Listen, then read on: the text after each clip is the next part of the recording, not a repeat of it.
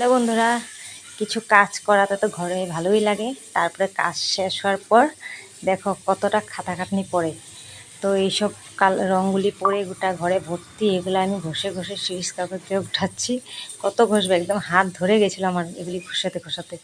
একদম সারা মানে নিচে টাইলসের মধ্যে পুরা রং পরে ওগুলো ঘষে ঘষে সারা দিন লাগিয়ে কালকে অনেকটা বিকাল হয়ে গেছিলো আমার, এগুলি করতে করতে সন্ধ্যা হয়ে গেছিলো।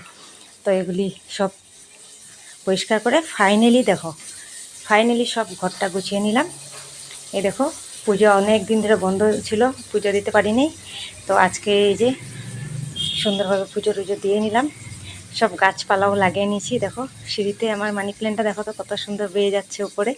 একটু মানে লাগিয়েছিলাম ছোট্ট গাছটা, তো কি সুন্দর বেয়ে বেয়ে উপরে উঠে গেছে। দেখো তো কি ভালো লাগছে না দেখে।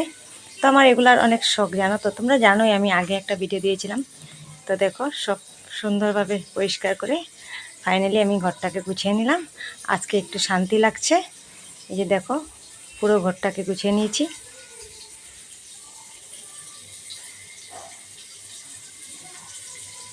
তো কালার করাটা দেখিয়েছিলাম ভিডিওতে,